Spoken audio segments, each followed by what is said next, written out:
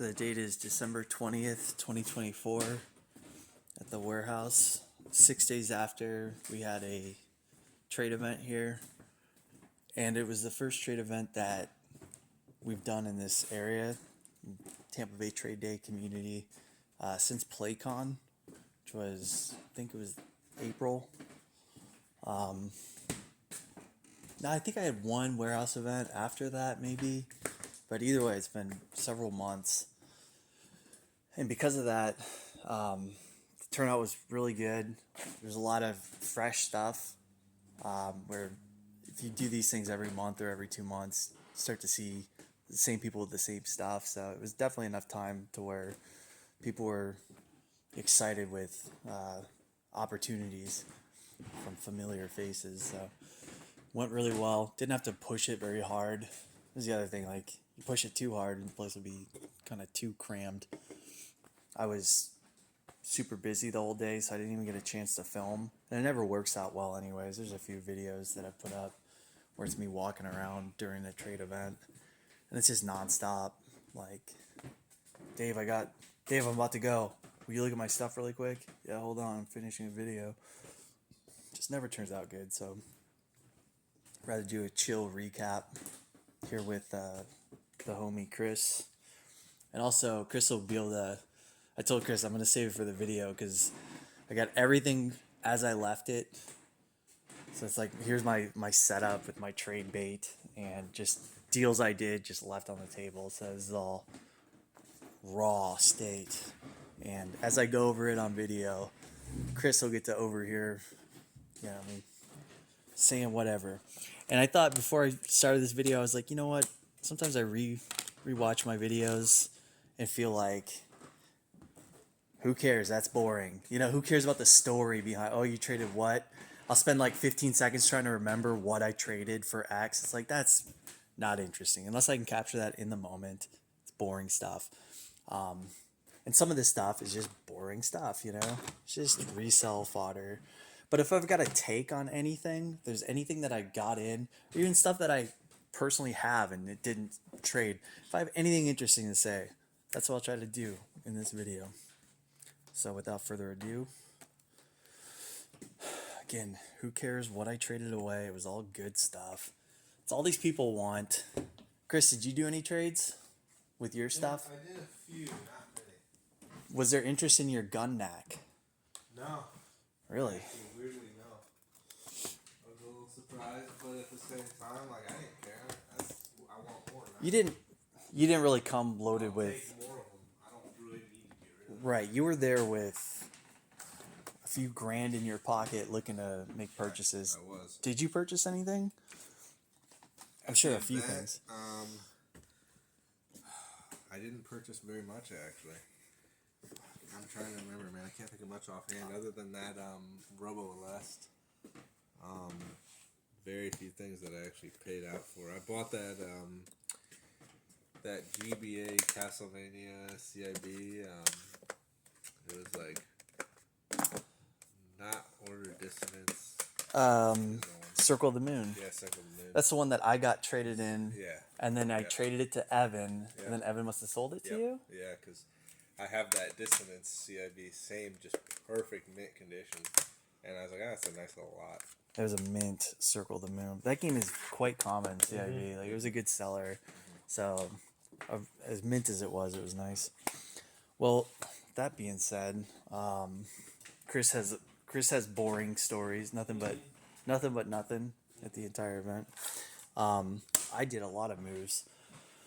I'll just make one comment on this stuff. This is from a different dude, but I did trade something nice away. I know I wasn't going to go too much into that, but I traded away a really nice big box PS1 Namco GunCon. It was Time Crisis 1, but it was with the big box, and there was a GunCon inside. Somewhere around here I've got Point Blank 3 that I could show as an example, but if you know, you know. They're cool. So I traded that away, and maybe something else, and maybe there's more to this, but Wii stuff I think is a good value right now. Just the very playable stuff I think is good value. Good time to buy that stuff or trade for it when you can. But I really like Metroid Prime Trilogy for where it's at right now.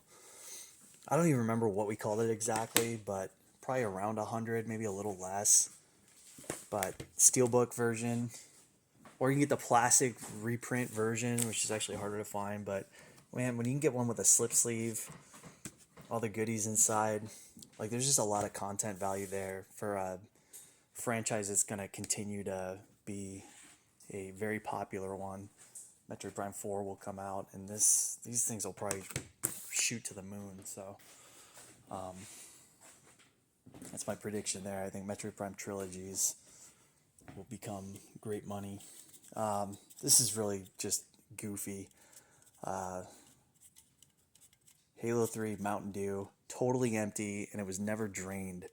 Dude said that he found it in his pantry, like way in the back, and it had totally evaporated out of there. So you can just hear a little bit of something inside of it, but it's very lightweight.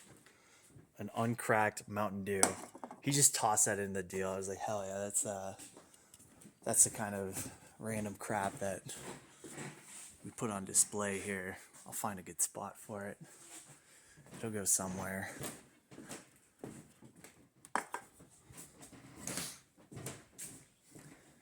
All right, I'm gonna get to more action because this is just kind of stuff. It's kind of a chunky one. This is like 55 or something like that.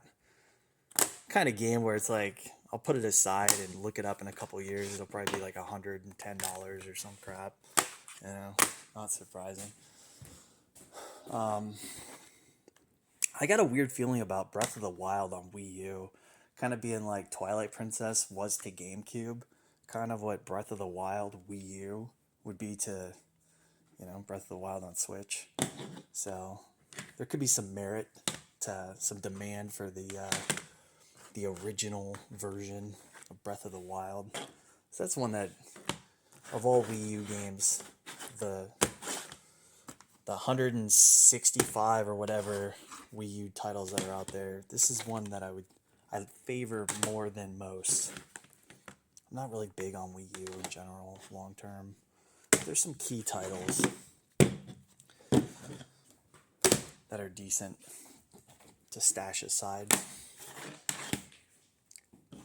And then this came from Robert, who has really good taste in RPGs and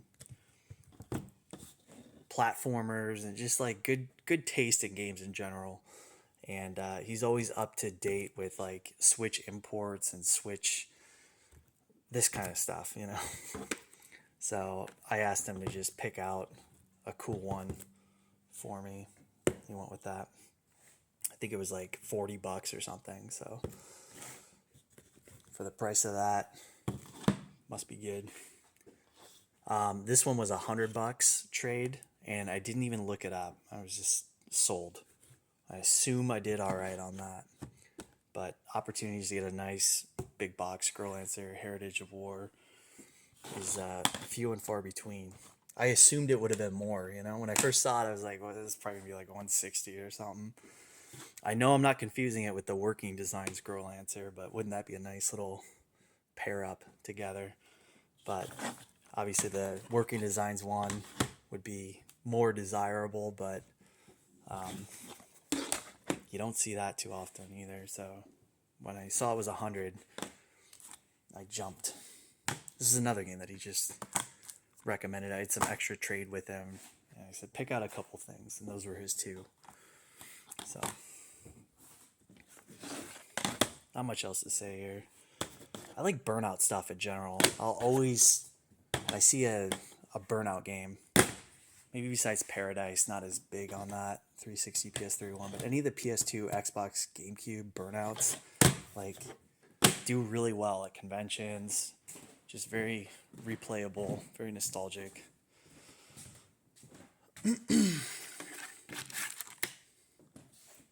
I love me some wired 360 controllers.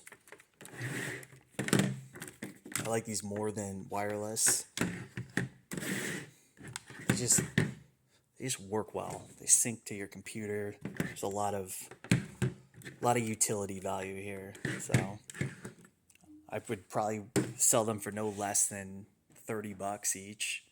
And if they're not going for that, I'm gonna just stash them aside.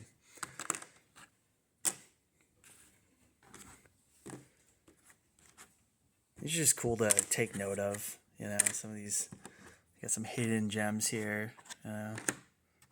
Snowboard Kids, you kind of forget that one exists on DS. Beautiful Joe, one you don't see very often. You kind of forget that, oh yeah, Capcom came out with games like Okami and Beautiful Joe on the DS. Turtles 3, Mutant Nightmare.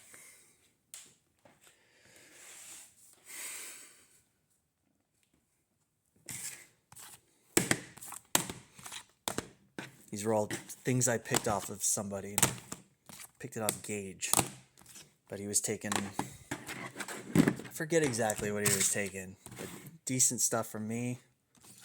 And I'm picking them off of a combination of shop stock and just stuff that I could use because I got copies of Darkness 2, When I put stuff on eBay, I like to try to lot things together to increase the value of what I'm listing. It's not really worth eBaying $10 games. But if you can put together, several Tony Hawks and make a $50 listing, it's a little bit more substantial. Get that sale and it's actually a meaningful amount of money. So that's what some of these pieces were. This would stand out as the only like, hey, take note of this if it's really cheap, exclusive on 360. That seems a little different. Could be a hidden gem. Darkstar 1. Almost done here. There's another one I felt that way about. No manual, bad case. It was inexpensive, so low trade value. I mostly took it just so I would have it to remember, I need to look into this game. If I like what I see, I might order some nice CIBs just to have stashed aside, because talk about cool shelf appeal here. Xbox exclusive, 4-player, looks very party-like a fun couch co-op game. So this is one I want to look into and see if it's a Metal Jesus hidden gem, And if it is, it's probably a totally overlooked one. I've never heard people talk about Stake. Stakes? Fortune Fighters? That's an interesting one. That's one of the most interesting pieces, in my opinion, that I picked up. Sealed Journey, maybe some upside here. That was 30.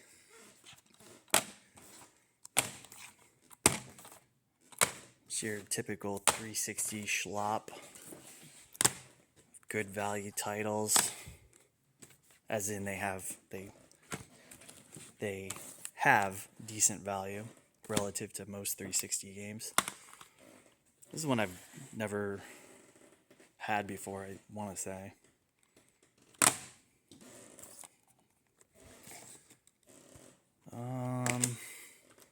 Yeah, good titles, decent money titles here.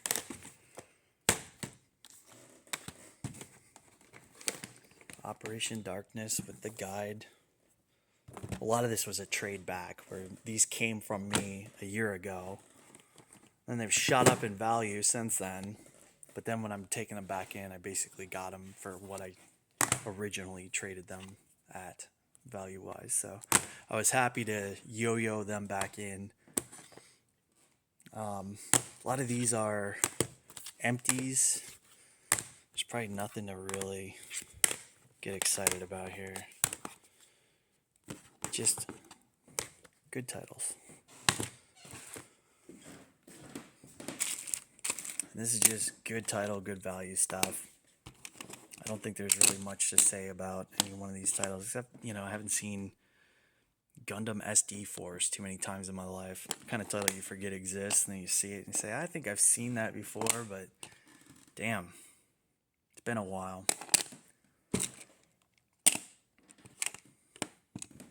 Good money, right? Some of these shop stocky GBA carts. So that's what I was going for. Good liquidity, good value, but not much in terms of Dave style type games. I guess this may qualify. Sigma Star.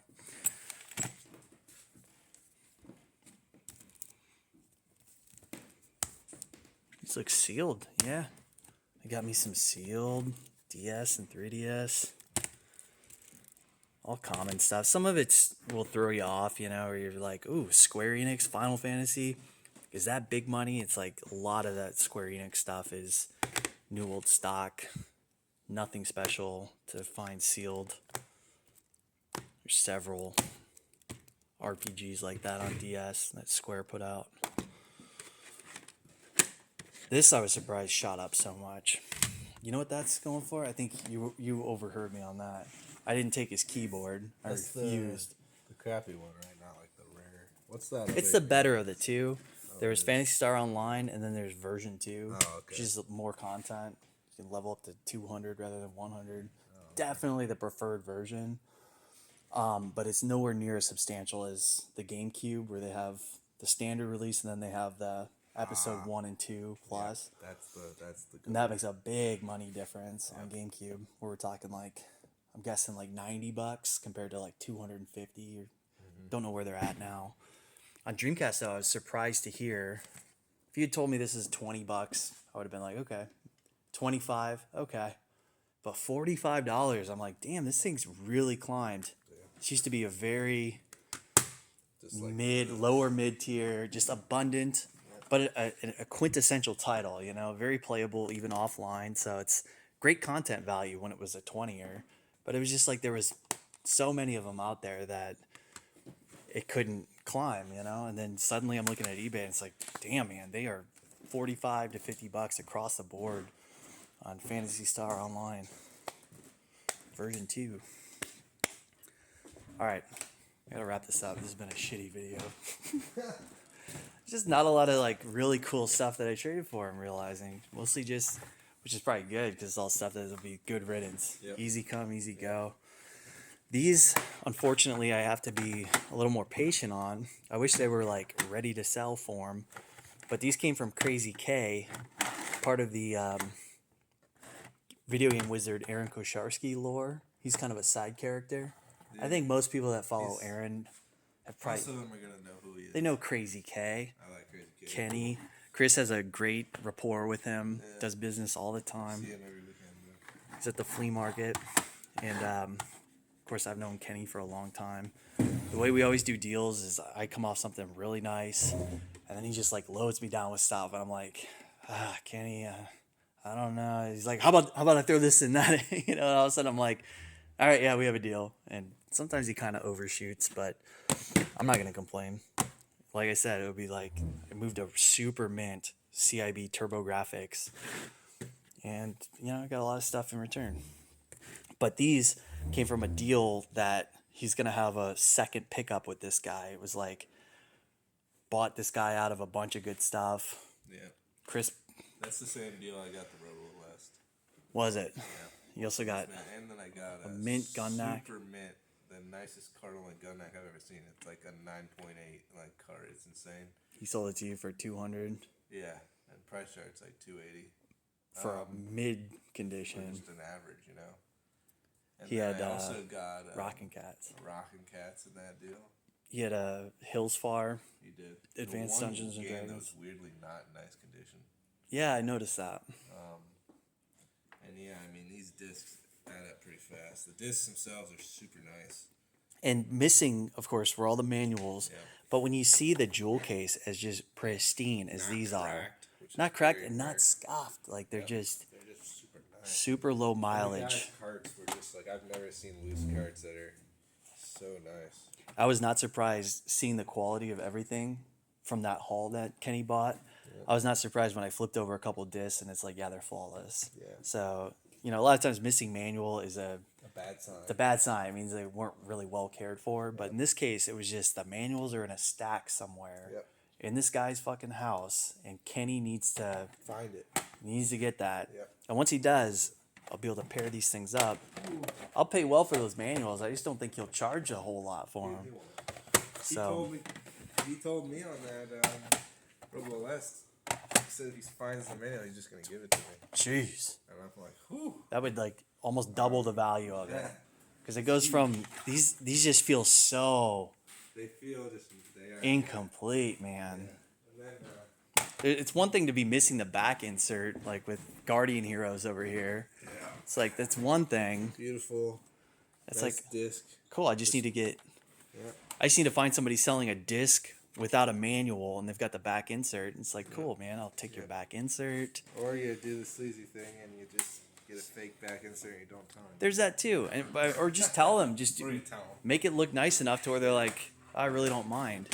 So that's the other thing. Yeah, you can just print off a back insert, and it's much better than missing manual. So, anyways, got these for disc only, price charted numbers, and they are mint discs. They come with the back, come with a nice case. You see manuals for them. The Lunars being the heavy ones. And then cool NES cart as far as like, you know, your games that have good value behind them only because they're checklist full set type games. You know, Cool. Never really see it. not many people that, you know, would pay $50. It's like, oh, it's one of my childhood games.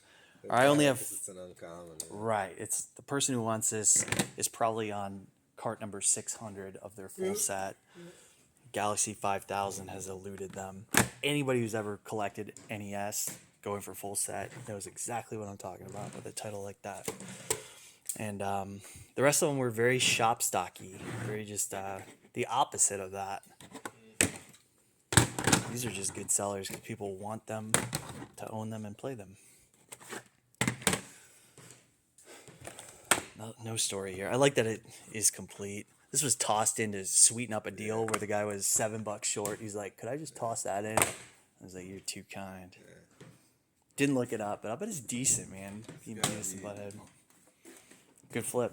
Caught that on Was camera. this came in as well, or you took that out? That was part of his deal because he got the CIB one. And so then he gave you that one. Gave me that one. It's actually quite nice too. It is really nice. Again, that's the ultimate thing. Guy babied his stuff. Yeah. I think I'll end on this. I could do a quick walk around and see if there's anything else. I still got time on this video, so why not fill it? But did 200 trade on this fabric banner of Tears of the Kingdom. It looks great. Great display piece. 200 into it just doesn't seem like it'd be difficult to get that money out of it. You know, this market has emerged for display stuff, and I don't know. I would have never put $200 into something like this 10, 15 years ago, but I should have.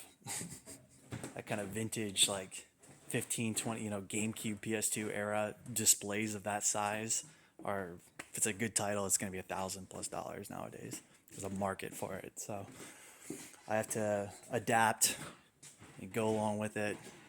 But I don't like feel great about that, you know? Like some dude just got that for free at a GameStop, but whatever, I'll make a move on it or just hang it up and it'll look cool. So I guess that about does it. I know I'm missing some pieces. Did a nice little Wii purchase from an old friend. Came in, got this from a lady at church. And it just had enough like chunky type value pieces. There's some disc onlys. It's like, oh, there's a Wii Sports. There's a Wii Sports Resort. There's a Mario Party 8. So paid close to $100. But again, just had enough of those. Nothing really cool. Nothing really collectible. But just your first party type. The titles at GameStop will slap $34.99 on. I don't know.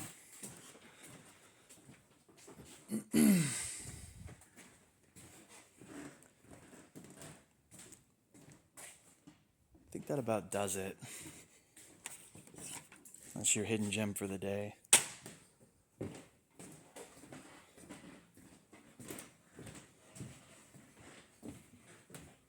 A quick glance at my table. This is why oh yeah, the last little bit here from Evan. But this table is why I'm able to make so many moves at an event. I got a little bit for everybody. So it's really catered towards your collector. You know, like who else is gonna have Snoopy versus the Red Baron? You know, bite-sized pieces where it's like that's not too costly. It's probably $20, 25. But you know, you find enough of those little nuggets. You know, collector friendly type stuff. Or you're collecting Wii. Well, you need a survival horror game that's exclusive to the Wii. You know, so this would be a very typical kind of pick out there. Pick that up, and then they pick up a. Oh, then they'd want something heavy, something nice, like a Shining Force. Nice and complete. Yeah. Maybe a Valis. And suddenly I'm cooking with like, you know, $350 of trade value.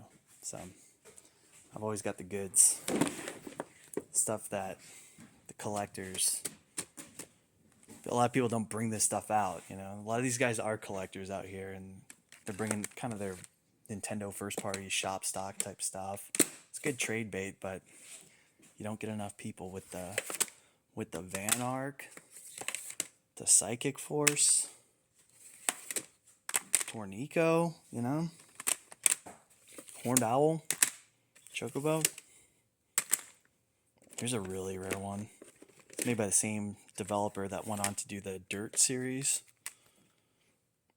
But Colin McRae 2. Very technically impressive game on PS1. Very rare. Very niche. So that's the kind of stuff I was working with. You know, Space Channel 5 on PS2. Coliseum, look at that. Cool beat 'em up. Final little bit here I got from Evan. There's one piece I really liked here. I always like my Dead Space for $10. Helps me build the Dead Space trilogy lots. But I really like a nice condition Black Label Final Fantasy Tactics. There's just some PS1 games that I remember from way back in the day were starting to get kind of hot before they went greatest hits. And because there was such a long period of time where it was like a hot, passed around title, high demand, so if it got sold to GameStop, it would get bought by somebody immediately. And so they just got peddled around a lot. And because of the black on the manual and, you know, the dark inks, as people are peeling out the manual in and out, they just get worn. You start to, I mean, we've all seen it, like beat up PS1 games. And a few that come to mind would be titles like Metal Gear Solid 1, Castlevania Symphony of the Night, Final Fantasy Tactics. These are all key like Black Label games that were starting to get pricey before they went greatest hits. And finding a really mint one can be kind of difficult. Like more often than not, you'll just see that they're in crummy condition. Silent Hill's another one. Those probably my two favorite would be like a mint Silent Hill 1, a mint Symphony of the Night. Tactics is pretty high on the list though, as far as like ones that are conditionally special, in my opinion. So there's that. And then at 50 trade for a nice complete Street Fighter collection. You know, the content value isn't anything special. Playing these games that have probably superior compilations out on PS4, PS3, you know, like you name it. But it's like the first time Street Fighter was in a compilation. You just get this nice double jewel case. I don't know. It's cool. It's for its price and its rarity. I feel like 50 is not a bad number to throw at. Throw some trade at that. And a long box Tekken, just because I needed it for a Tekken lot that I'm building. So that about does it.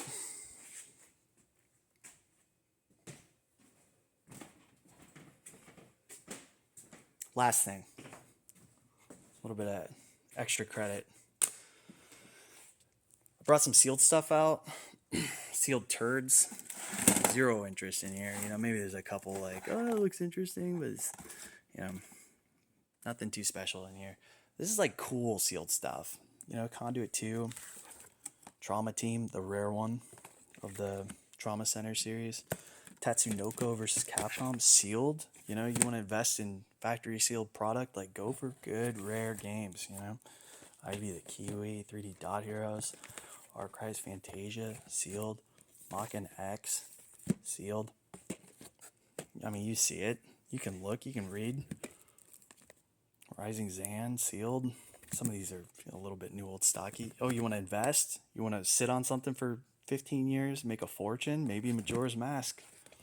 Maybe Fire Emblem Awakening. But the one title in here that got the most attention was Under the Skin. And this is a game that for years I've let people that are kind of a higher level collector, they've been collecting for a while, they start to just know what's good, what's special, you know what to jump on when they get an opportunity. And Under the Skin always like speaks to people where they're like, yeah, I've never heard of that. And of course their eyes gravitate to the bottom right. They're like, it's Capcom. That's interesting. And they already kind of know it's like, this has got to be a PS2 exclusive. Otherwise I would have heard of it. So yeah, it's like, yep, it's PS2 exclusive. It's Capcom. It's art style ages well. You know, very Jet Grind Radio feel to it. Cell shaded. And then they see Resident Evil, of course. There's a cameo level where it's Resident Evil themed. And lots of Capcom fan service in this game. Very uncommon game. One that a lot of people could be collecting for a while and they've just never seen it, never heard anybody talk about. Under the Skin. This is a sealed promo one, you know, where it's sealed after they punch the barcode. Nothing crazy. Like, I've seen this game come up sealed with the barcode punched about as often as you see it without the barcode punch. So it's, you know, nothing that I would, try to say is anything substantial. It doesn't raise the value, doesn't decrease it, in my opinion. But I would have been able to sell 3 of these things if I had CIB copies. People don't want to pay the typical of a title like that. It's the kind of game where it's like, oh yeah, people will be all over it if it was just a nice complete copy. But once it's sealed, it's funny how that works. Not a lot of people care about sealed stuff. They don't want to pay double, definitely not triple. And it just makes sense that it's got to be Mario, it's got to be a Resident Evil, you know, it's got to have a huge fanfare behind the title, behind the franchise, and then there's going to be people that are happy to pay a premium for sealed. But on a collector bait like this, a really interesting collector's game, sealed is not the form that's in high demand. So thought that was an interesting one. Just surprised it had so much interest while nothing else in here was even looked at. Just glanced over it and said, nah, I don't want to pay sealed money for stuff. So that about does it. See ya.